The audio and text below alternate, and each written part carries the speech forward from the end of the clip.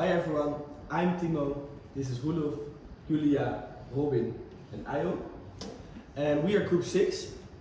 In this video we will be reflecting on some key questions about ethics and especially in the context of business. We will explore our personal values and how that influence our moral foundation in decision making.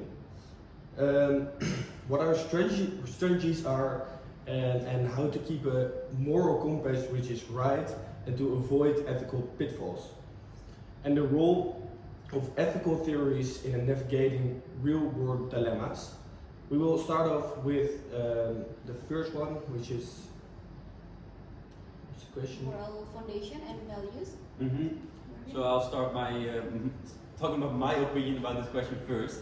So we talk about our moral foundation and values and how they change our ethical decision making and influence them. So personally, I think fairness is really important.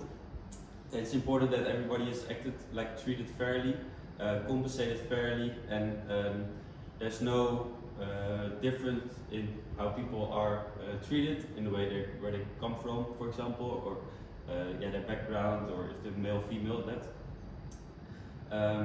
Everybody should have the same opportunities, not dependent on where you are from.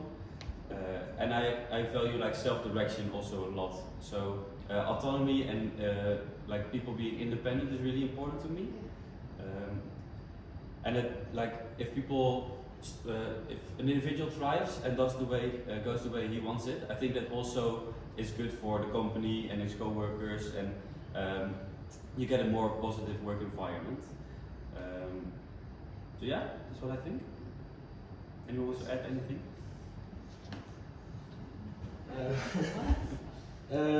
I think that's a quite interesting point, and I totally agree with you, especially fairness. I think it's not only in a business context, but also as a human yourself. You should always be fair and honest.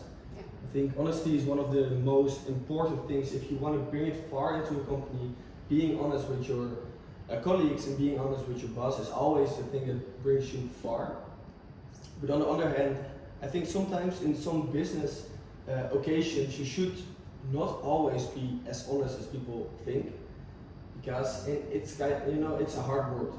Not everywhere, but in most cases in business it's a hard world. So if you're too honest, then sometimes you don't get as far as you want to get there. Yeah, That's kind of what I think. Okay. Yeah, I agree with the Baran and also Thailand. Can we edit it? It's fine. I really agree with Robin and also Thimo, and I have a different perspective maybe, because based on my skateboard test result, my priority is universalism and benevolence. It means that for run the business, I consider my environment and my college and etc. It's not only about the profit, but we think we work with the human, so we have to be humanized people around us. So that's why it's really important to put the ethic in our business decision. True. Yes, I think those are really important points. But for me, loyalty is the highest value. I believe in building a strong relationship with stakeholders, whether it's employees, customer, and suppliers. So I think that we should make being honest and upfront in our communication with them, even when it's difficult. And I also value benevolence the same with Ayu. So I'm always looking for ways to give something to the community. And if you this is kind of the question, you say that the university, everyone is important, the humans are important, but would you put your own values in front of someone else if you had to choose? If you were in a job or either your colleague could get a promotion or you, what would you like you would, I think in more of this situation, you would choose for your own achievement instead of like the group maybe. Mm. That's what I would say, I think. Yeah, I think it's interesting because we all have a different perspective with different value, right? But I have something maybe in the values can clash also because, for example, when we can meet the situation where the loyalty versus fairness, like Thimo said. For example, in the company we do the peer review. We have to maybe we confused about are we have to loyal to our colleague, but in the same time we have to fill the peer review with honestly because we need fairness. Like for example, other example is when the universalism meet the achievement. Maybe the company need to market expansion that we have to reach financial profitability more valuable. But the other hand, for that project, maybe we make a negative impact for the society and environment. And I think in those cases it becomes a matter of carefully weigh the different values and trying to find a solution that align to our principle. Okay, and if we talk about decisions and about the openness to change and conservative, like which thing is more important, being open to change or keeping the way you have it? What do you guys think? I think the important thing is whatever it is, but we have to think about the ethical and unethical. If it's with the unethical, you have to do that. Like, yeah. Do you think as a business you should always make the ethical option? Choose the ethical option? Or like is there exception for it? And what I think is interesting is like if your business does something unethical, but like how much power do you have over that as an employee? If your manager says this is where the project is going, you just do your job. Like what do you do? Yeah. I think the unethical, if we do unethical, I think that always have the bad risk. Like maybe it's safe for your company now, but not in later in maybe 2 years, 3 years you're gonna get the risk for that. I think maybe you underestimate the like it's not really like in, for example, America, you know, all the big companies or most of the big companies do unethical things. It's like almost, you wouldn't say it is, but almost impossible to grow that big without doing anything unethical or without making any mistakes. So you should be as ethical as possible. But also in this, I think like you have to be open for change. So if something changes, ethical things, you should like change it in differently. Because back in the days when it was normal to have slaves, for example, now it's not ethical anymore. Like it's not. So you need to move on with the time. But still, some companies in the world still do these unethical things, like big companies as well. And yeah, I think it's like inevitable almost sometimes if you want to grow that big. So, yeah, but you can obviously still strive for being as ethical as possible. Yeah, but sometimes you need to make the decision. And it's also sometimes that change is slow, right? So that if your company is doing things that are unethical and you want to become more ethical, you cannot do that from the one day to the next. Like you just try to become better. True. And improve. Yeah, that's I think always a good mentality to have. Try to improve. Yeah, but it depends on try to improve in like some people see it, try to improve in profit-wise, you know?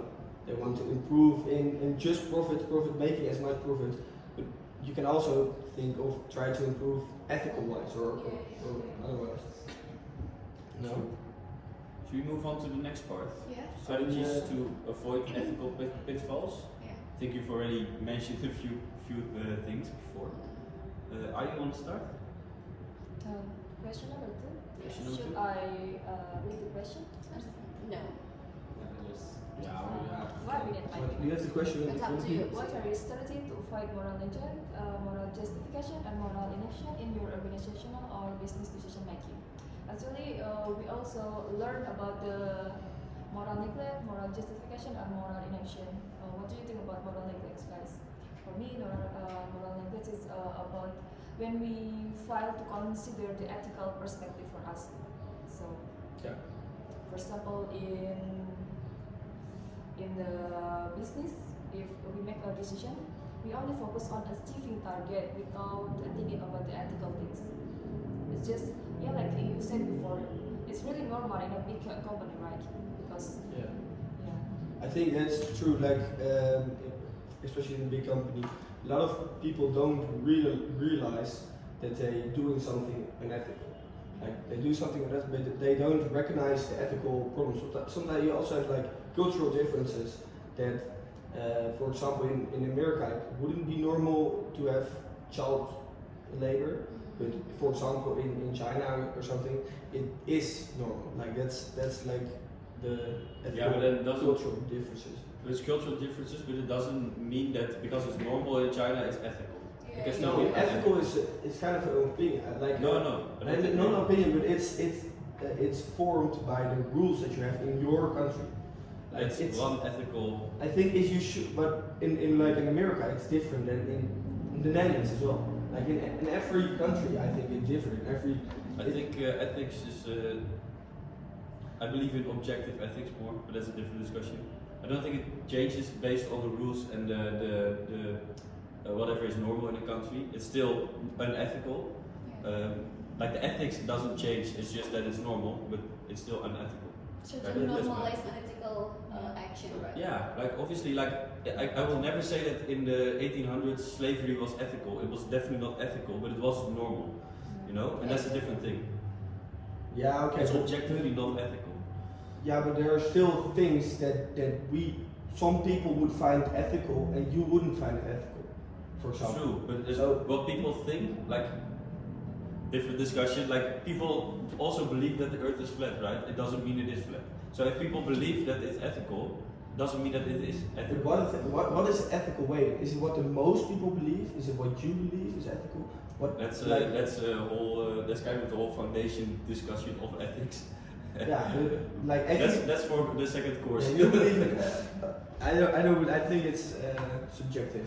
Okay, I don't believe so, but that's fine. Okay. So, if you don't even know what is ethical, how are we gonna even avoid then the ethical pitfalls? That's okay. Going back to the I think question. it will be connected on the third question. Okay. Yeah. Good. Okay, so we did moral neglect, going to moral justification. I think moral justification is also happens a lot, right? Yes. I think we can just do something even we know that deep down it's not quite right, right? Yeah. Like, Mm-hmm. and I think to counter this, we need to like talk with people with different perspective, seeking like different views about the situation we got. So I think from that we can make sure that our assumption is right or wrong. Can you give us the example of the moral justification? Example, I think maybe if like all the like maybe in example if in exam if all the people cheats and maybe everyone could justify that cheating is It's normal. normal in that. Yeah. So maybe I will give an example in the company. For example, in Indonesia, in the financial department, we have two reporting for the outside company and the inside company, because this will affect to your tax rate. Mm-hmm. Yeah, and all the company do like that, so they think that it is normal. So that's why the moral justification is when we do unethical things and then we say just, yeah, this is the normal thing because everyone do it, right? Yeah, it's for the greater good most of the times. Like you do it for individually, it's maybe that's unethical, but for the greater good, it's they want to achieve something. I believe, yeah. Okay, let's move on to the moral inaction. I think moral inaction is one of the hardest to overcome. You know, maybe we might the wrong or unethical in the workplace, but we choose to silent. Maybe because we over our position, our career, like that. For example, maybe same with the not a far with the justification, right? Maybe we in the workplace, we know the CEO do something unethical with the employee, like sexual harassment maybe, but we know that unethical, we know the that's a bad thing, but we cannot do anything because we afraid to report that action. Because it's really risky because Yeah. the hierarchy in the organization. Yeah. So You lose your job. You do the right thing, but then you may lose your job. Yeah. So we choose So silence. would you choose to do the right thing then, or would you guys choose to? I think I will choose the right thing, even if it's uncomfortable. Because maybe if in that situation, I will report because I think about the employee who got that bad things about their mental and their mental health and something, because it's not about the personal impact, but also maybe the company if the it can be booming news maybe and go viral and the company also have a bad impact, right? But, yeah, I think Yeah, but if like for example, if you were just a low-ranked employee, would you risk your job for the whole company? It's for sure dependent on the work culture. And I think it's hard to also say. dependent on, like, for example, if you have 2 children at home, if you have like less than maybe, or like you Depends have on how easy it is to get another job. how easy it is to get Yeah. another job. If you It also get depends other on, like, mo- I think it would be much easier in the Netherlands to snitch because you just have this like there's people to talk about, right, in a company. yeah. There's ways to like make a notification of it, I guess. Yeah, and Totally if easy you and get here. if you get like if you don't have a job in the Netherlands, you always get some money from the government. oh, That's great. Of course. So No. so that's why it's maybe less. Yeah, as You hardly I get think money if here if you live here and you don't have much money and you have still children to feed, I think you would rather choose for Yeah. yourself, of course, No. or like I would do it, than for for example, elderly people who don't get some money from an insurance company. Yeah. yeah, but maybe before I did the right thing, maybe I have to secure myself first. For example, what is that? I looking for another job first before before I report the CEO's action. Yeah. So then you already have a new job. Yeah. We can let the company. Actually, I have experience with this problem.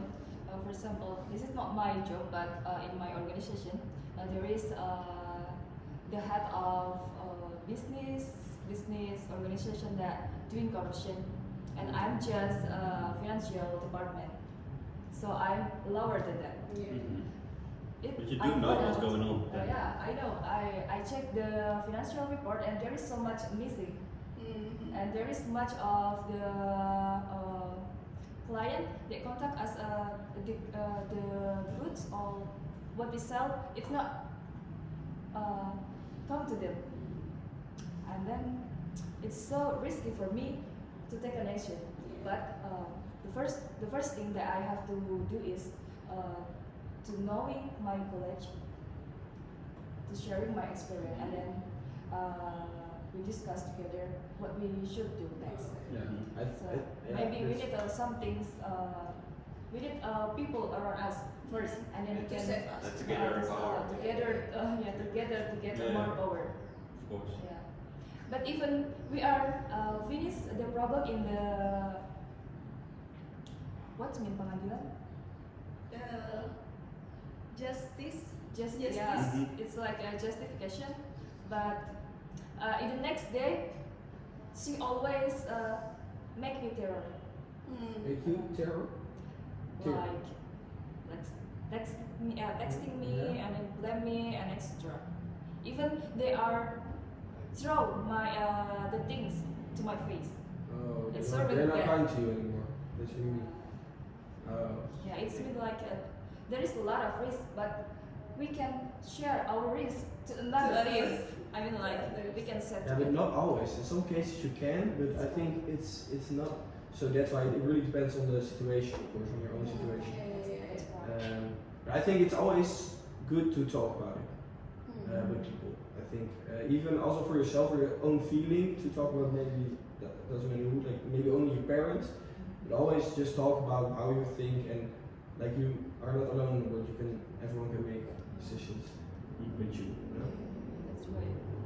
Maybe we need make some solution for the moral justification in action. We can make conclusion. Yeah. So and for moral neglect, what is like a solution? How can we solve moral neglect? Maybe for me, it's not only for moral neglect, but it also for justification in action. Actually, in our company, always have a value, right? And then this is the big question for the human resource to deliver the value and to deliver the value to the company. Why they have to still in the line with the value of the company, and also beside of that, we have the human resources have to educate and also have training about the value of the company, and we can learn about the ethical business, right? Because maybe some company didn't give us like what is ethical business and blah blah blah. Because we only know in this company, for example, in general company, we always just know what our assignment. It's not about the ethical business. So maybe this is we can do as human resources or like the managers. Yeah. That's good. Should we go to the next question? Yeah. Oh, I want to add. Of course. I think it is so important to have like open-minded. We always be open-minded too. So yeah, like sometimes like we believe about something, but it turns out it's wrong. Yeah. True. True. For sure. Yeah, I think the speak up culture is quite important. That if you feel good in your life, if you feel well in your company, then you are more like you. I don't know how to say it. Like you're not scared to talk. I think that's also really good for companies. Like, of course, it's really nice if your workers they see something that's going wrong, or that they're not afraid to speak up. Because of course, then that's as a company much better also. So I think in a lot of companies lack this kind of stuff. Like they're because also if you speak up like what you did, like if you speak up, then you won't get the promotion or you won't get an extra salary or something. Yeah, like there are always some consequences of speaking up, I think. And to create that in the company, we will feel everyone more secure in the whole company, I think. So that's good. Let's move on to the third question. Let's see what it is. I think the first theory starts with deontological ethics. Sorry, the first? Deontological ethics. Yeah. I think deontological ethics is like a law or law. It's in form of law. So I think it's really good. It could provide a clear rules. Like it could be like guideline when we facing with a complex situation, like making a new contract with the client suppliers or something like that. It showed us how we should fulfill our obligation to make a transparent deals, like that. Yes. Yes, I agree with you. The last time we have a discussion in the class, right, about public leads. And if we do marketing like a public leads, maybe in the long term we will get the problem because the customer have the laws by undang-undang number I don't remember, but actually they have a law about that. So maybe if we are do an ethical some like a promotion or something like that, maybe we can get some problem in the long term. Yeah, but that's more the consequentialism, I think, like the consequences of. Yeah, you can probably argument all of these theories Yeah. to any case. But it's almost kind of the same, I would say. Yeah. Okay, the next one I just what the Thimo says about consequentialism. It's it's also important because it forces us to think about the impact to everyone's involved, right? For example, maybe when the company there is no option to shut down the company, but the company also have to think about the impact to the employee, all the stakeholders, and maybe for the consequences, force us to think about the consequences, and then we can do something better. Maybe in that case, that the company should shut down the manufacturer. They can think about the employee and make the program like training to the employee, so the employee can get the new job, a better new job like that. Yeah. Yeah, but that's like they should do that, but not every company Do does that. it that way. Yeah, you know? yeah. I think so. I think it's kind of also with consequentialism. They want to choose maybe the ethical thing, but sometimes they're kind of forced to do the unethical thing to make profits or to keep in the competitive work environment. So like we have capitalism, and if the companies don't bring the prices down as much, then the customers will buy other products, you know. So that's also a part of consequentialism, I think. I think the consequentialism could be interpreted like differently for each people. Like it's not like the deontological ethics. Like the consequentialism is unwritten rule. It's like what the positive side or what is the negative side. We have to consider which one is. For someone is maybe different for the others. Yeah, and it can also be that one of your actions for some people are very positive and then it hurts other people, you know? Yeah. That's very tough. That's also a little bit about like the stakeholder theory. What I looked at is that you, like any decision, you have to consider all the stakeholders, and for a decision that could be like many, like you have the company, you have your employees, but you also have like just the environment, for example, or the people like living in a region where you are conducting a project. And a lot of times these stakeholders, they have varying interests and like clashing interests also. Like if you benefit one of them, it will hurt the other one, for example. Yeah, I think that's one of the hardest discussions. Yeah. Like, who will you provide the benefit? Who will you? Yeah, but it's also like it's a super basic discussion kind of, and it's different like. Yeah, it's hard to do, right? So as a company, you make a decision, but you can hurt a lot of people by making that decision. I think when making such a decision, you will always, not for most people, but you will always kind of make the wrong decision, but you should make the least wrong decision. You know, like you will always hurt people, but try to make the least worst decision, because there is no best decision, there is no perfect decision. Because there are always people being hurt with the decision you will make, you know?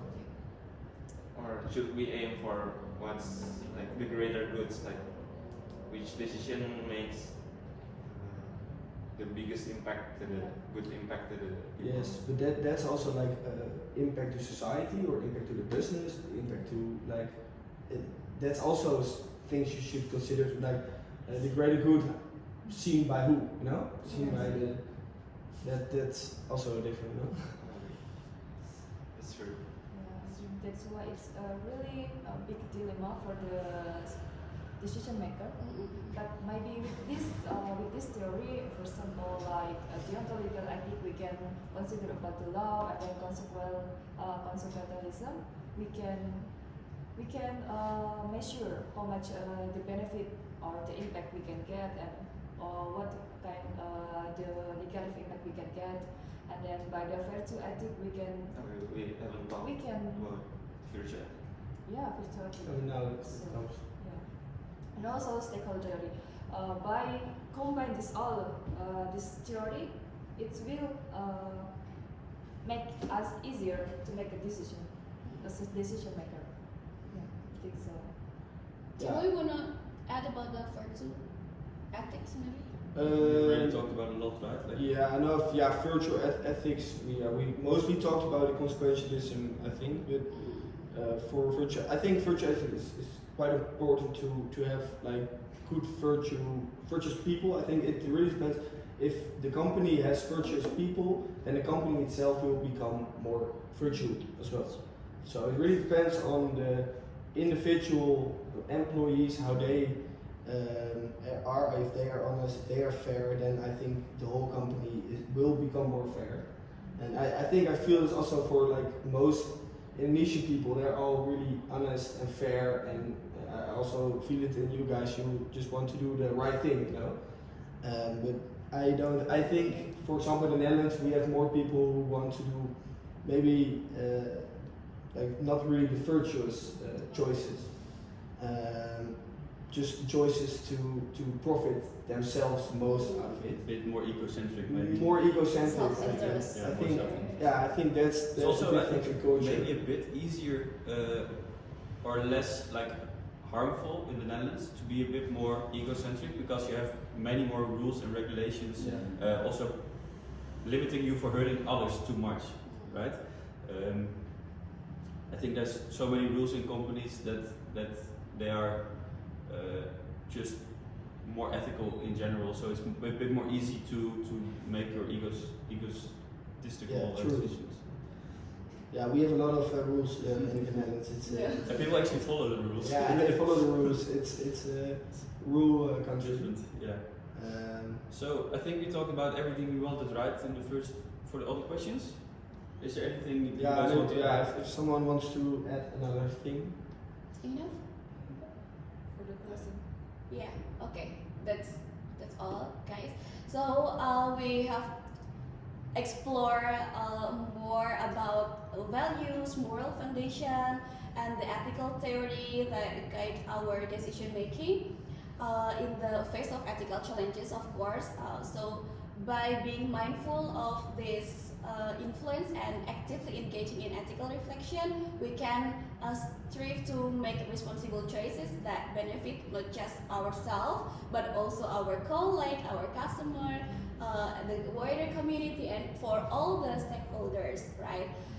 So guys, yeah, it's finished this video. I would like to say thank you so much, Thimo, Wahyu, Robin, Rulif. So I hope this conversation is not only about how we get the scores, yeah, for our exam. I think it was a really interesting yeah, discussion. And yeah. I think we have sometimes some indifferences maybe, but overall we kind of have the same view. on I how think we we're should- all quite ethical people. Yes. I think we try to be at least.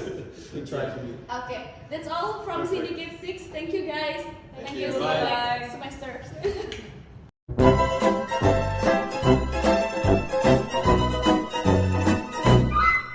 Okay.